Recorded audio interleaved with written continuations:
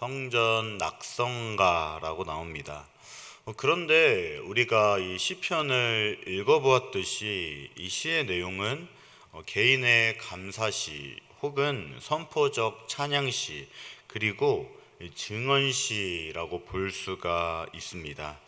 이렇게 개인적인 찬양시가 성전의 낙성가로 사용되었다는 것은 참으로 놀라운 사실입니다.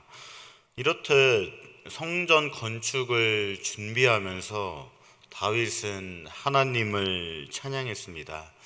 왜냐하면 다윗은 온 세계를 창조하시고 다스리시는 지존하신 하나님을 경험했기 때문입니다.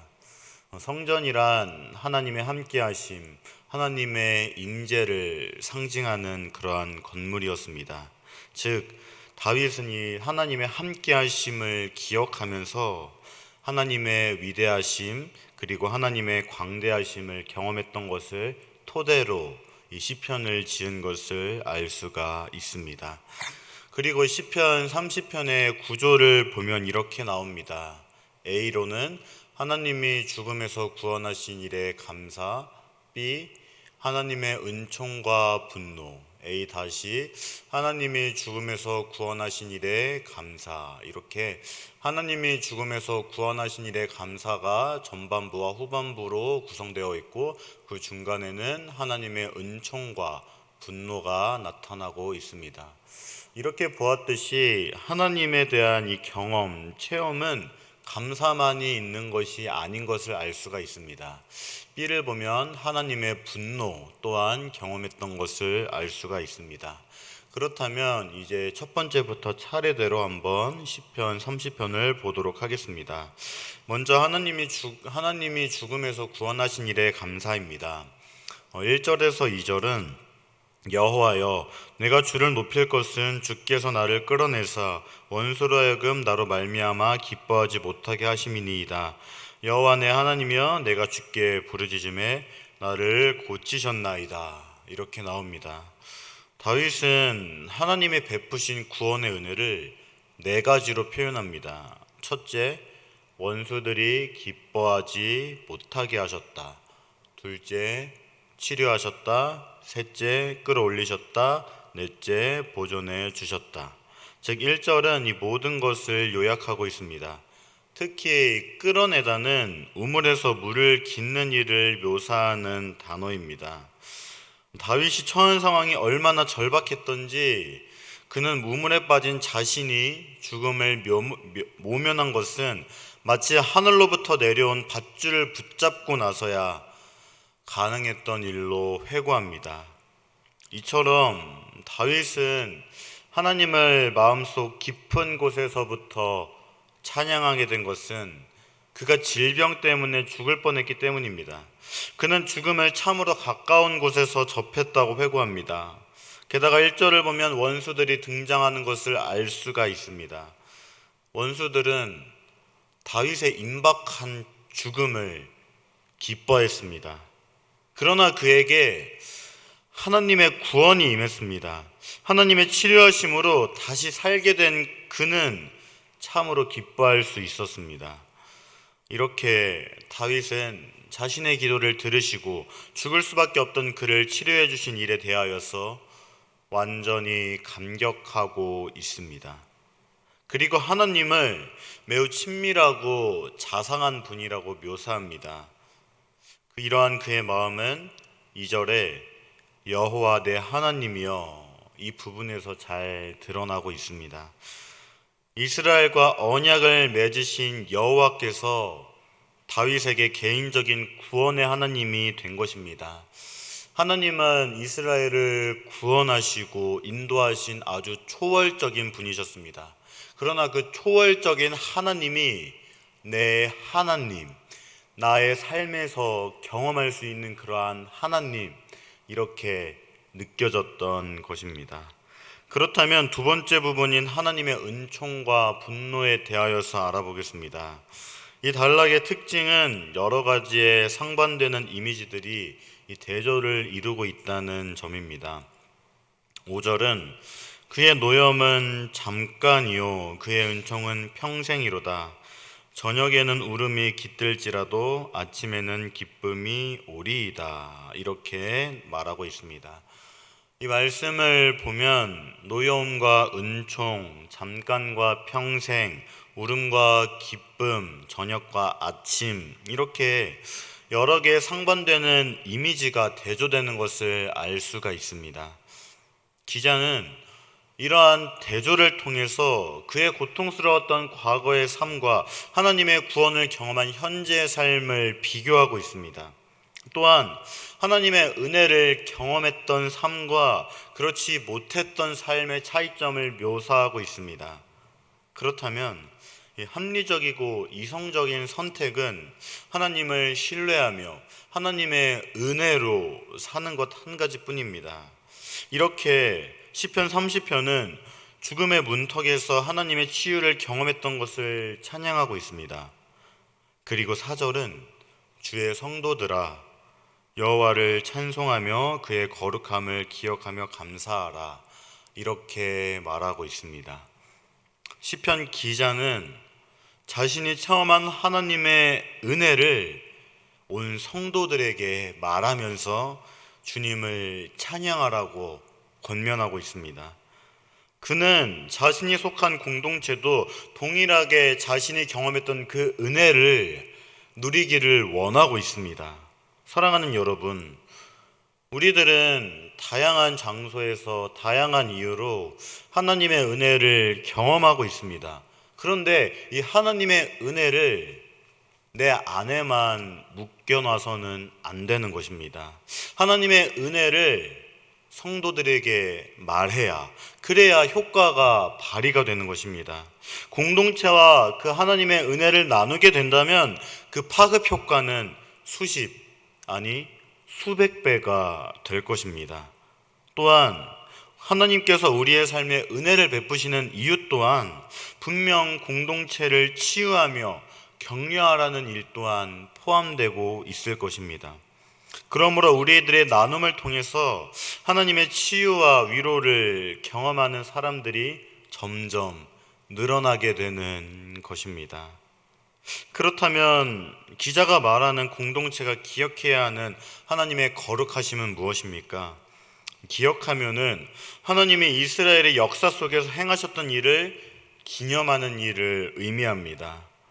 성경에서는 이 과거의 일을 묵상 혹은 기념한다는 의미로 자주 사용되는 단어입니다.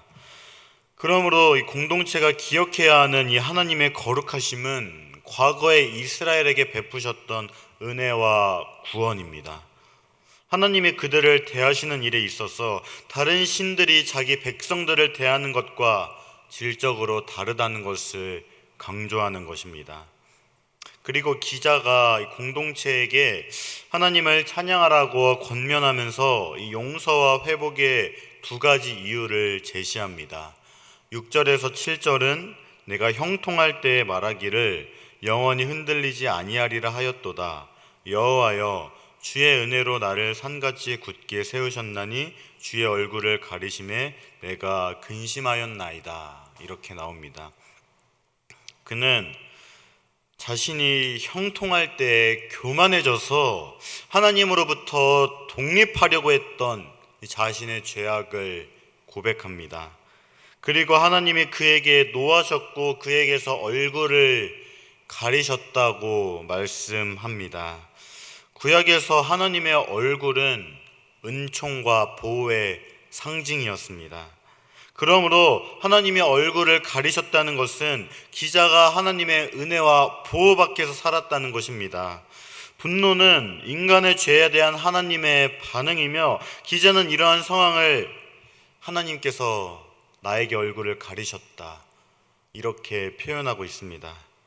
그러나 이 시편 기자는 교만을 부르짖으며 회개했습니다. 하나님은 곧바로 그를 용서해 주셨습니다. 그러므로 하나님의 분노는 잠깐이었습니다. 하나님은 그를 용서하시고 회복시켜 주셨습니다. 그가 기도하고 회개했지만 그를 회복시킨 것은 기도가 아니라 하나님의 은혜였습니다. 은총은 회개와 겸손에 대한 하나님의 반응입니다. 하나님의 분노는 잠시였지만 은혜는 영원했습니다. 하나님의 분노는 죽음을 초래하지만 은혜는 생명을 보존하고 유지하는 것을 알 수가 있습니다. 이렇게 기자는 하나님의 얼굴을 가리셨지만 기자는 하나님의 얼굴을 가리신 것에 당황하지 아니하고 개의치 아니하고 침묵하지 않았습니다. 10절은 여호와여 들으시고 내게 은혜를 베푸소서 여호와여 나를 돕는 자가 되소서 하였나이다, 이렇게 나옵니다. 하나님과의 관계를 회복하기 위해 목소리를 높여 하나님께 부르짖으며 예전처럼 다시 하나님의 얼굴을 보여달라고 호소합니다. 하나님의 얼굴을 가리신 순간 그가 경험한 감정과 너무나도 대조됩니다. 그는 자신의 죽음이 하나님께도 전혀 도움이 되지 않는 일이라고 확신합니다. 사람이 죽어서는 하나님을 찬양할 수 없기 때문입니다. 하나님과의 관계에 대하여 확신이 서니 그는 나는 하나님이 정말 필요합니다 라는 고백을 초월해서 내게 은혜를 베푸소서, 하나님도 제가 필요하죠, 이러한 자세를 취하고 있습니다. 이러한 기자의 고백은 교만에서 비롯된 것이 아닙니다. 하나님과의 관계에서 비롯된 확신이자 친밀감에서 근거하고 있습니다. 그는 이 고백을 통해서 자신이 존재하는 근본적인 이유는 주님을 찬양하기 위함이라는 사실을 깨닫고 있습니다. 사랑하는 여러분, 우리들의 삶 또한 마찬가지입니다. 하나님을 찬양하고 경배하기 위하여서 우리들은 존재합니다. 시편 기자는 하나님은 슬픔을 기쁨의 춤으로 바꾸시며 슬픔의 상복을 기쁨의 날들이 옷으로 갈아입히시는 분이시기에 마치 가만히 있을 수 없다면서 하나님을 찬양합니다. 시편 기자가 사용하는 이미지는 부모가 어린아이의 옷을 갈아입히는 모습입니다. 하나님이 우리의 슬픔을 기쁨의 춤으로 바꾸실 수 있다는 것은 참으로 좋은 소식입니다. 기자는 실제로 이러한 일을 자기의 삶에서 체험했기에 은혜를 입은 사람으로서 도저히 잠잠히 있을 수 없다며 찬양하고 있습니다. 자신이 체험한 하나님의 사랑과 은혜에 대하여서 도저히 잠잠히 있을 수 없던 것입니다. 물론 이렇게 하나님을 찬양한다 할지라도 다시는 어려움을 겪지 않는다는 보장은 없습니다. 하나님께서 다시 얼굴을 가리실 수도 있을 것입니다. 그러나 12절에서는 이렇게 말하고 있습니다. 이는 잠잠하지 아니하고 내 영광으로 주를 찬송하게 하심이니 여호와 나의 하나님이여 내가 주께 영원히 감사하리이다. 아멘. 그는 앞으로도 영원히 하나님을 찬양할 것이라고 다짐하며 이 시편을 마무리하고 있습니다. 이번 경험이 하나님에 대하여 새로운 깨달음을 주었고 그가 깨달은 바에 의하면 하나님은 어떠한 전제 조건 없이 영원히 찬양받기 합당하신 분이라는 것입니다. 하나님은 그의 얼굴을 가리신 것만 같고 우리와 멀리 계시는 것만 같이 느껴질지라도 우리와 함께 하시기 때문입니다. 그러므로 그는 자기의 느낌이 아니라 할지라도 하나님을 찬양할 것을 다짐하고 있습니다. 그렇다면 사랑하는 여러분, 여러분들은 어떨 때 하나님을 찾고 있습니까? 이런 새벽에 우리는 하나님의 얼굴을 구하기 위하여서 하나님을 찾기 위하여서 이곳에 모여서 예배드립니다. 그렇다면 여러분들은 지금 어떠한 상황이십니까? 말 못할 아픔 가운데 계십니까? 아니면 하나님께 감사한 일이 풍성하십니까? 그렇다면 어떨 때 하나님을 더 찾으셨습니까? 사랑하는 여러분, 오늘 시편 기자는 어떠한 상황이라도 하나님께 나아가 예배 드리고 있습니다. 시편 기자의 첫 부분은 하나님께 찬양하며 하나님의 구원을 기억하며 감사하고 있었습니다. 그러나 중반부는 자신의 교만함이라는 그 죄로 인하여서 하나님께서 얼굴을 가리셨다, 이렇게 표현하고 있습니다. 그러나 그 와중에도 시편 기자는 계속해서 하나님의 얼굴을 구하고 있습니다. 그리고 결국 마지막 부분에서 시편 기자는 자신이 영원토록 하나님을 찬양할 것이라고 고백하고 있었습니다. 이처럼 오늘 말씀의 시편 기자가 하나님의 은혜를 체험하게 된 것은 그의 지속적인 간구와 부르짖음이 있었기 때문입니다. 그는 꾸준히 계속해서 하나님의 은혜를 간구했습니다. 기자가 하나님의 얼굴을 가리셨다고 표현했을 때 기도가 전혀 응답되지 않는다고 느껴졌을 것입니다. 그러나 그는 그러한 상황에서도 오히려 더 하나님을 찾았습니다. 오늘 새벽 여러분들도 기도할 것입니다. 하나님께서 얼굴을 가리셨나, 우리의 기도가 응답되지 않는다, 이렇게 느껴지실 수도 있을 것입니다.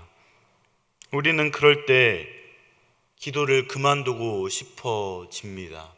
하나님의 응답이 도무지 보이지 않는 것입니다. 그러나 사랑하는 여러분, 우리가 가장 기도해야 될 때는 우리가 기도를 그만두고 싶을 때입니다. 사랑하는 여러분, 하나님을 찾으시기 바랍니다. 하나님의 응답이 전혀 보이지 않더라도 끝까지 하나님을 붙드시기 바랍니다.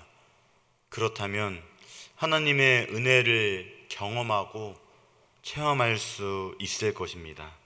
그리고 그 은혜는 교회에 속한 많은 지체들에게 흘러갈 것입니다. 이른 새벽 하나님을 만나는 귀하고 복된 은혜를 누리는 여러분들이 되기를 주님의 이름으로 간절히 소망합니다. 이 시간 말씀을 기억하며 기도하겠습니다.